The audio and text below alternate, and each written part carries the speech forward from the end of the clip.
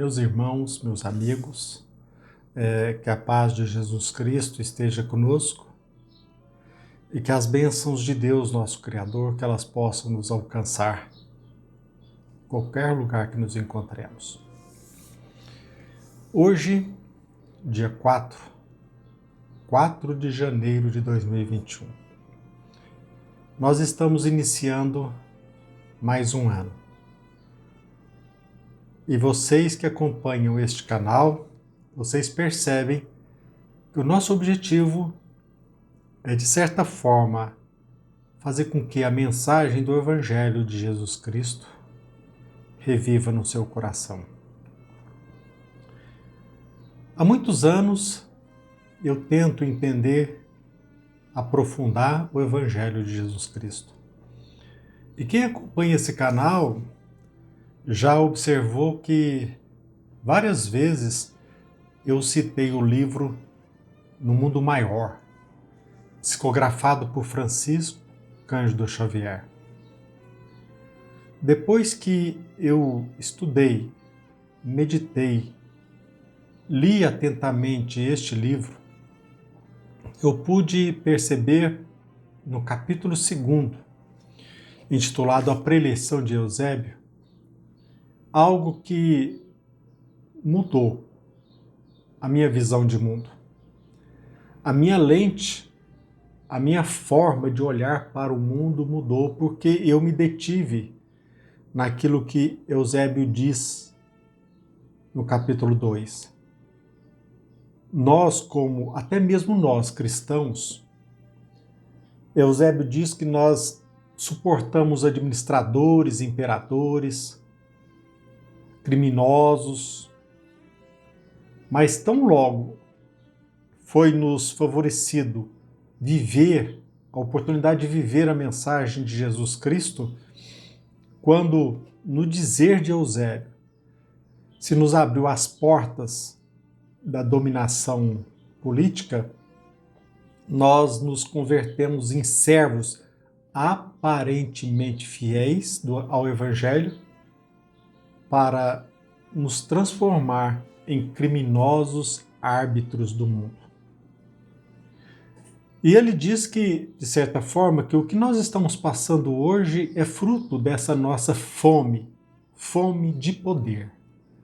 Depois dessa leitura detida, eu comecei a me perguntar até quando eu atuo de forma imparcial. Eu procurei entender se por trás das minhas ações não existe uma fome de poder, de querer mandar, de comandar a vida dos outros. Olha, meus irmãos, a vida de Jesus Cristo nos ensina, e o ensinamento dele serve, o seu evangelho, para ser aplicado a cada momento, a cada ensejo de nossa vida. Nós notamos que na época de Jesus Cristo, por ele ter nos trazido uma filosofia totalmente inovadora, que até hoje a maioria não conhece, não passa da superfície, os fariseus, aqueles que representavam a classe sacerdotal, eles queriam a todo custo derrubar Jesus Cristo. E por várias vezes, eles se aproximaram de Jesus Cristo criando uma emboscada, mas nesta tentativa sempre se precedia frases como bom mestre, né? Os advogados da lei se aproximavam de Jesus Cristo para colocá-lo numa armadilha. E Jesus Cristo sempre com ensinamentos maravilhosos. Basta a gente observar no Evangelho de Marcos, no capítulo 10, no Evangelho de Lucas, no capítulo 10, no Evangelho de Mateus, no capítulo 21, lá no próprio Evangelho de Lucas, no capítulo 18. E quem não se lembra daquela passagem que lhe pergunta, Jesus é perguntado, se nós deveríamos pagar o tributo a César. Mas sempre este questionamento, ele era precedido de palavras melífluas, palavras doces, né? Sedutoras, no sentido de adular Jesus Cristo, bom mestre. E talvez você não se esqueça de que Jesus Cristo, ele não admitiu sequer ser chamado de bom, porque Deus é que era bom. O que eu estou querendo dizer isso para vocês? É que a nossa vida, ela é muito importante.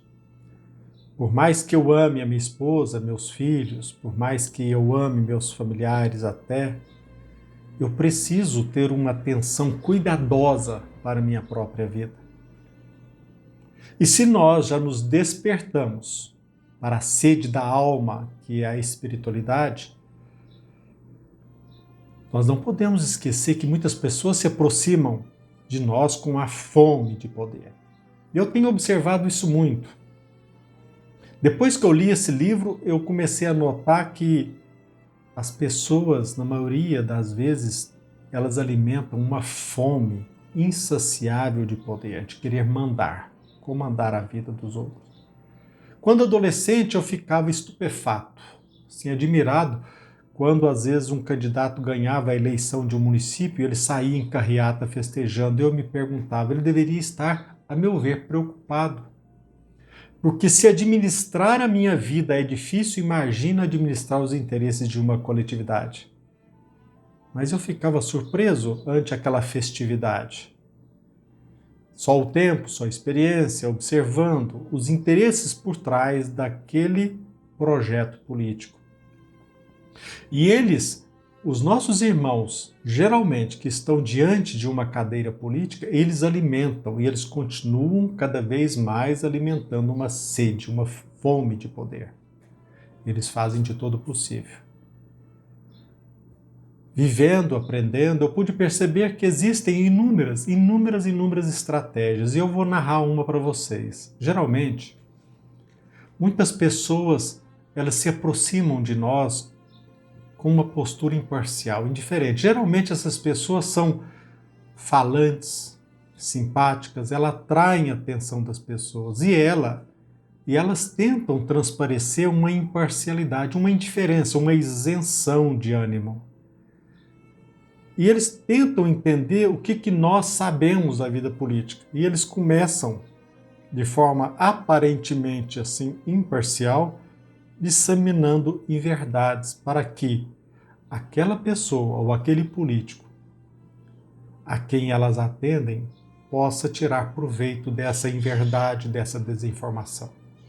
Por isso que é importantíssimo que nós assumamos a responsabilidade pela nossa vida, as rédeas da nossa vida, para que nós possamos não apenas acreditar naquilo que diz, aquilo que as pessoas nos dizem.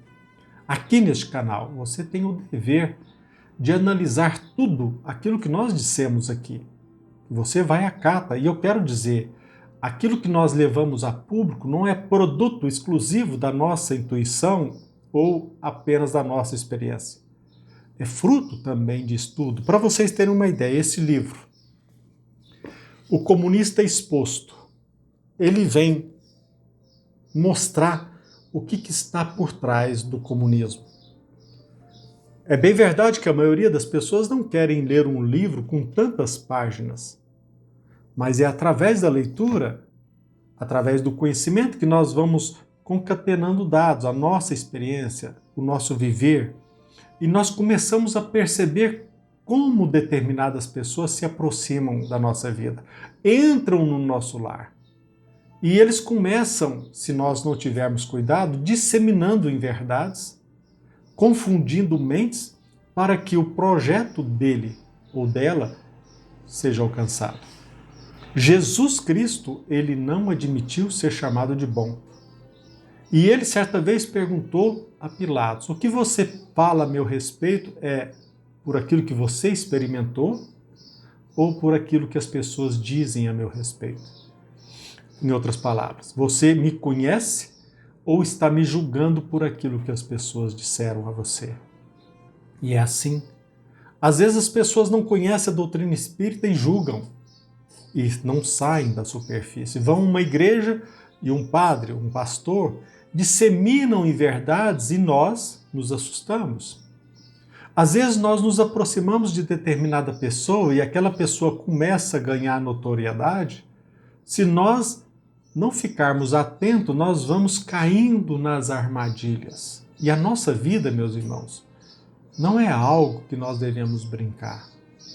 Se nós já temos o propósito de aproveitar a nossa encarnação para a nossa ascensão espiritual, não no sentido de desinteressar pelos assuntos do dia a dia, do cotidiano, da nossa vida política aqui na Terra, mas quando nós já alimentamos a sede da alma, a sede da espiritualidade, quando nós começamos a frear o nosso impulso de saciar a fome de poder, não se esqueçam de que muitos vão se aproximar para nos confundir, para nos enganar.